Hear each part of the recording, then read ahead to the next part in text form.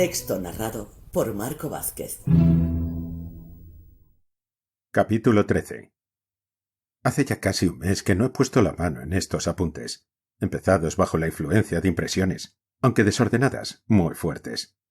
La catástrofe cuya inminencia presentía entonces sobrevino en efecto, pero fue 100 veces más violenta e inesperada de lo que pensaba. Todo fue algo extraño, monstruoso y hasta trágico, por lo menos en lo que a mí se refiere. Me ocurrieron algunos sucesos casi maravillosos. Así, al menos, lo sigo considerando, aunque para otros, juzgando particularmente por el torbellino en que entonces me agitaba, podrían ser solo algo que se sale de lo corriente. Pero lo más maravilloso para mí fue mi actitud hacia esos acontecimientos. Ni siquiera ahora me comprendo.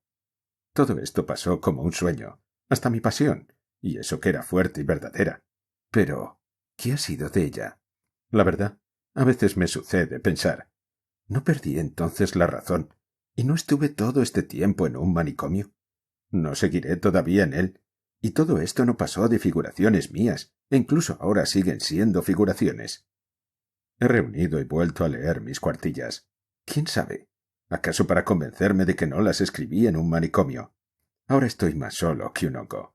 Llega el otoño y amarillean las hojas de los árboles. Me encuentro en esta triste ciudad. Oh, qué tristes son las pequeñas ciudades alemanas. Y en vez de meditar sobre los pasos que me esperan, solo vivo bajo la influencia de las sensaciones pasadas, de los recuerdos frescos, bajo la influencia de todo este reciente torbellino, que se apoderó de mí entonces para luego lanzarme fuera de él. A veces me parece que sigo girando en ese torbellino y que de un momento a otro va a levantarse de nuevo la tormenta, arrastrándome otra vez con sus alas, que de nuevo me veo fuera del orden y el sentimiento de la medida, y que giro. Por lo demás, es posible que llegue a detenerme de cualquier manera y deje de dar vueltas si, en la medida de lo posible, consigo darme cuenta exacta de todo cuanto me ocurrió durante este mes. Siento deseos de tomar la pluma, además de que, en ocasiones, no tengo nada que hacer por las tardes. Cosa extraña. Para distraerme, saco de la infame biblioteca local novelas de Paul de Kock, en traducción alemana, que casi no puedo soportar, pero que leo y me asombro de mí mismo. Es como si temiese destruir el encanto del reciente pasado con un libro serio o con una ocupación seria.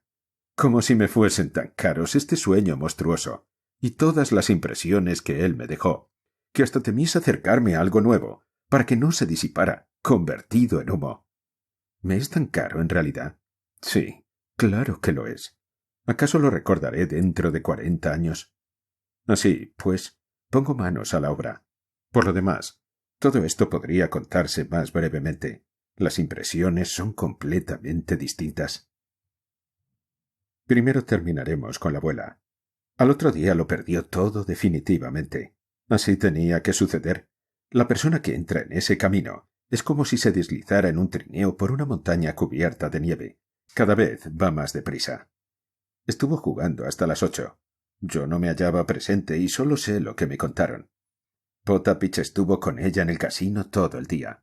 Los polacos que la aconsejaban se fueron sucediendo unos a otros. La abuela empezó por echar al de la víspera, al que había tirado de los pelos, y tomó a otro, pero esto resultó casi peor que el primero. Después de despedir al segundo y volver al primero, que no se había marchado, y durante todo el tiempo que duró su desgracia, se mantuvo tras el sillón, asomando la cabeza, cayó en una situación desesperada. El segundo polaco despedido se resistía también a irse. Uno se colocó a su derecha y el otro a su izquierda. No cesaban de discutir e insultarse con motivo de las jugadas, y luego hacían las paces, tiraban el dinero desordenadamente y se conducían sin orden ni concierto. Durante los ratos en que estaban reñidos, cada uno jugaba en su lado. Uno, por ejemplo, apostaba al rojo, mientras que el otro lo hacía al negro. La cosa terminó en que la abuela se desconcertó por completo, hasta el punto de que, casi con lágrimas en los ojos, se dirigió al croupier principal en demanda de defensa para que los echara. Efectivamente, los echaron en el acto a pesar de sus gritos y protestas. Ambos a una sostenían que la abuela estaba en deuda con ellos, que los había engañado y se había comportado con ellos de una manera infame y ruin. El infeliz Potapich me contó todo esto llorando, aquella misma noche, después de las pérdidas. Se lamentaba de que los polacos se habían llenado los bolsillos de dinero. Él mismo había visto cómo robaban desvergonzadamente, y a cada momento se metían algo en el bolsillo. Pedían, por ejemplo, a la abuela 5 Federicos como recompensa por su trabajo, e inmediatamente los apostaban junto a las posturas de ella. La abuela ganaba, y ellos decían que su postura había ganado, mientras que la abuela había perdido. Cuando los expulsaron, Potapich denunció que se llevaban los bolsillos repletos de oro. La abuela pidió inmediatamente al croupier que adoptase las medidas oportunas, y por mucho que los 2 polacos se engallasen, se presentó la policía y sus bolsillos fueron vaciados en favor de la abuela. Esta, mientras no perdió todo definitivamente, gozó durante este día de un notable prestigio entre los croupiers y los directores del casino. Poco a poco su fama se extendió por la ciudad entera. Todos los veraneantes de todas las naciones, lo mismo los vulgares que los más empingorotados, acudieron a ver a Un vieil comtesse russe, tombant en France, que ya había perdido varios millones. Pero la abuela salió muy poco favorecida con la expulsión de los 2 polacos. Inmediatamente acudió a ofrecerle sus servicios un tercer polaco, que hablaba muy bien el ruso y vestía como un caballero, aunque más bien parecía un lacayo, con unos enormes bigotes y muy altanero. También él besó los pies de la señora y se puso a los pies de la señora, aunque con los demás se conducía orgullosamente como un déspota. En una palabra, como si fuese no un servidor, sino el amo de la abuela. A cada minuto se volvía hacia ésta, y con los más espantosos juramentos aseguraba que era un señor honorable y no tomaría ni un solo kopek. Tanto repetía los juramentos que ella acabó por acobardarse. Pero como ese señor pareció que, realmente, enmendaba los asuntos y empezaba a ganar, la abuela no podía ya prescindir de él. Una hora después, los 2 polacos que antes habían sido expulsados del casino reaparecieron tras el sillón de la abuela, volviendo a ofrecerle sus servicios, aunque fuera para hacerle un recado. Potapich juraba que el señor honorable cambió un guiño con ellos y hasta les puso algo en la mano.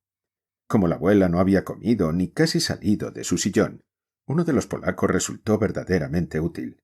Del restaurante del casino le trajo una taza de caldo y más tarde té. Por lo demás, acudieron ambos juntos a pedirlo uno y lo otro. Pero al final de la jornada, cuando ya estaba claro que perdía su último billete, tras su sillón había ya 6 polacos de los que antes no se tenía noticia.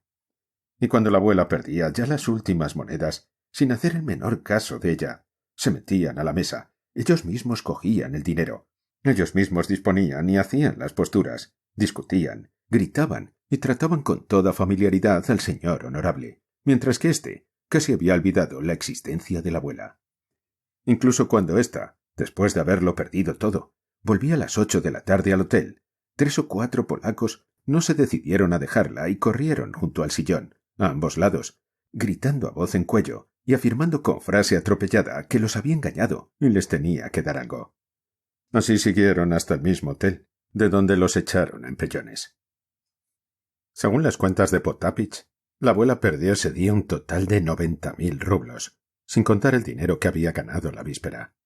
Todos sus valores del 5%, de los empréstitos anteriores, todas las acciones que llevaba consigo, los cambió uno tras otro. Yo me asombraba de que hubiera resistido esas 7 u 8 horas sentada en el sillón y casi sin apartarse de la mesa, pero Potapich me contó que hubo 3 veces en que, efectivamente, había empezado a ganar mucho, aunque arrastrada de nuevo por la esperanza, no había sabido retirarse. Por lo demás, los jugadores saben que se puede estar casi 24 horas jugando a las cartas, sin desviar la mirada a la derecha ni a la izquierda. Mientras tanto, durante todo el día ocurrieron en el hotel cosas muy decisivas. Ya por la mañana, antes de las 11, cuando la abuela estaba todavía en casa, los nuestros, es decir, el general y de Grillet, se decidieron a dar el último paso. Enterados de que la abuela no pensaba irse, sino que, por el contrario, se dirigía de nuevo al casino, todos, reunidos en cónclave, a excepción de Polina, acudieron para mantener con ella una conversación definida y hasta franca. El general, acongojado ante las terribles consecuencias que de todo esto se desprendían para él, incluso se pasó de la raya. Después de media hora de súplicas y ruegos y de confesar abiertamente todo, es decir, lo de las deudas y su pasión por Mademoiselle Blanche, Había perdido por completo la noción de sus actos. Adoptó de pronto un tono amenazador y empezó a gritar y a dar patadas en el suelo. Dijo que iba a deshonrar a su familia, que era el escándalo de la ciudad entera, y finalmente añadió: «Usted desprestigia a Rusia, señora. Para eso está la policía». La abuela lo echó a bastonazos, con un auténtico bastón. El general y de Grillet conferenciaron aún un par de veces esa mañana. Trataron de si, en realidad, se podría recurrir a la policía. Explicarían que una vieja desgraciada, pero honorable, se había vuelto loca, estaba perdiendo su último dinero, etc. En una palabra, no se podría pedir que la sometiesen a vigilancia o la prohibiesen jugar. Pero de Grillet se limitó a encogerse de hombros, riéndose del general, que había perdido definitivamente los estribos y no cesaba de ir y venir por el despacho. Finalmente, de Grillet lo abandonó todo y desapareció. Por la tarde se supo que se había ido del hotel después de mantener con Mademoiselle Blanche una conversación muy decisiva y misteriosa.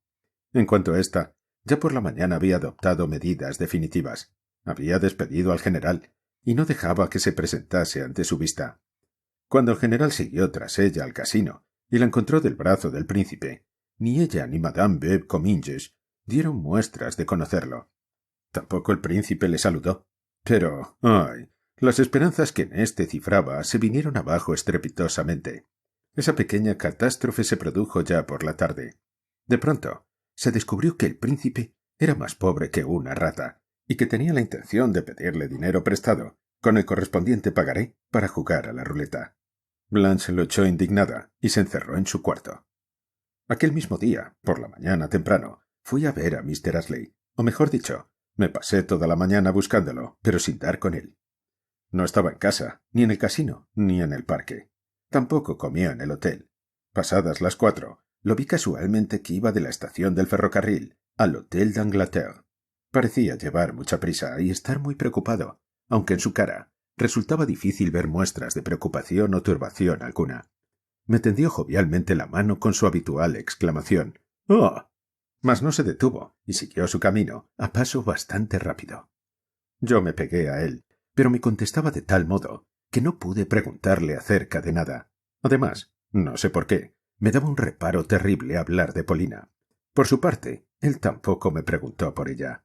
Yo le conté lo de la abuela. Escuchó atento y serio y se encogió de hombros. «Lo va a perder todo», dije. «Ah, sí», contestó.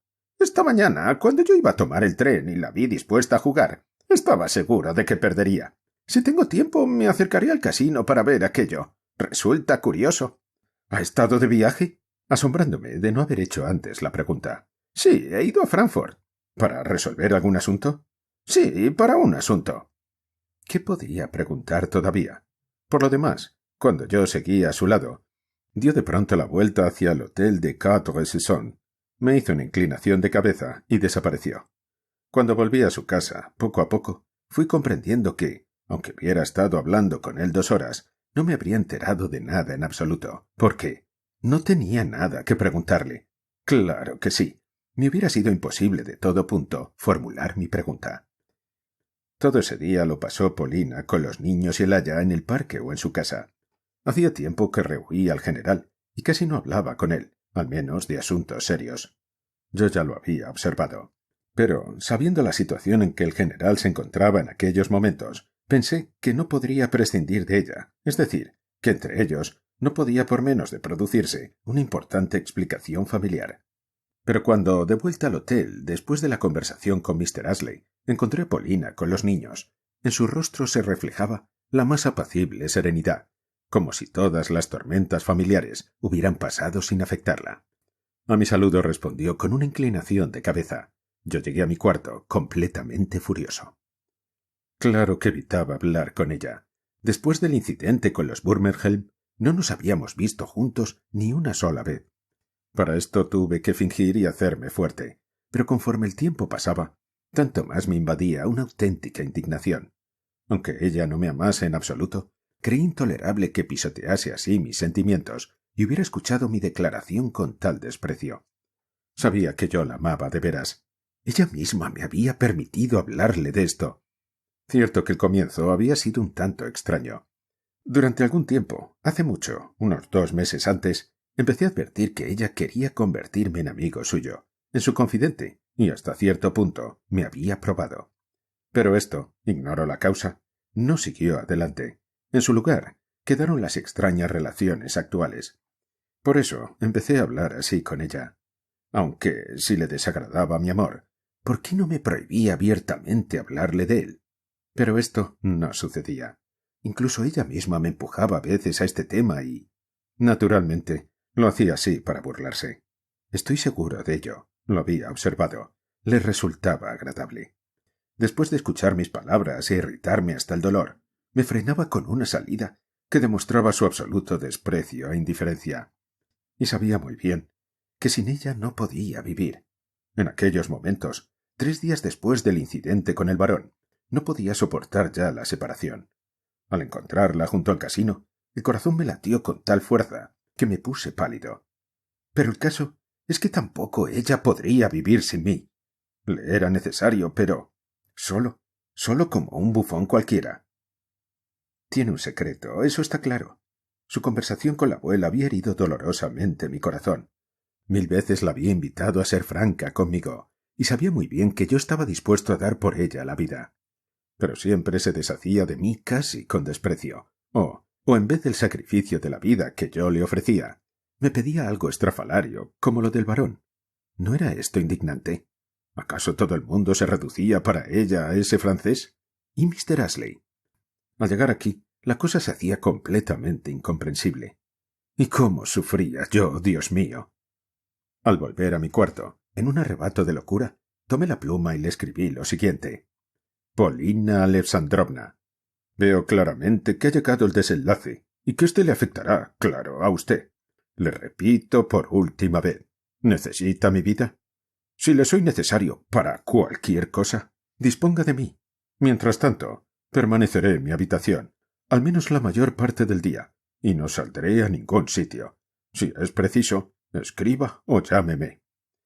Sellé la esquela y la entregué al mozo del pasillo, con la orden de que la entregase en propia mano. No esperaba respuesta, pero a los 3 minutos el criado volvió diciéndome que le había encargado transmitirme sus saludos. Después de las 6, vinieron a llamarme de parte del general. Lo encontré en el despacho, vestido como si se dispusiera a salir. El sombrero y el bastón estaban sobre el diván. Al entrar, me pareció que estaba en medio de la pieza, con los pies separados, la cabeza baja y hablando algo en voz alta consigo mismo. Pero al verme, se abalanzó sobre mí poco menos que con un grito, hasta tal punto que, maquinalmente, di un paso atrás dispuesto a salir corriendo. Pero él me cogió ambas manos y me llevó al diván. Se sentó en éste, me ofreció una butaca frente a él, y sin soltarme las manos, con los labios trémulos y lágrimas que de pronto habían brillado en sus pestañas, suplicante, dijo: «Sálvenos, Alexei Ivanovich, sálvenos. Tenga compasión de nosotros». Durante largo rato no pude comprender nada. No cesaba de hablar y no hacía más que repetir: «Tenga compasión, tenga compasión». Intuí, finalmente, que lo que esperaba de mí era algo así como un consejo. O mejor dicho, abandonado por todos, acongojado e inquieto, se había acordado de mí y me había llamado solo para hablar, hablar y hablar. Había perdido el juicio. Al menos, su desconcierto no podía ser mayor. Juntaba las manos y estaba dispuesto a caer de hinojos ante mí para... ¿Qué se imaginan? Para pedirme que fuese inmediatamente en busca de Mademoiselle Blanche y le rogase y aconsejara que volviera a su lado y se casara con él. «Por favor, general», dije, «pero si Mademoiselle Blanche es posible que no haya reparado en mí hasta ahora, ¿qué puedo hacer?» Era todo inútil. No comprendía lo que le decía. Empezó a hablar también de la abuela, pero con una terrible incoherencia. No hacía sino insistir en la idea de llamar a la policía. «En nuestro país, empezó de pronto, indignadísimo. «En una palabra, en nuestro país, en una nación bien organizada, donde hay autoridades, a las viejas como esta, inmediatamente las habrían puesto bajo tutela». «Sí, caballero», prosiguió, cayendo de pronto en un tono reprobatorio, poniéndose de pie de un salto y dando vueltas por la habitación.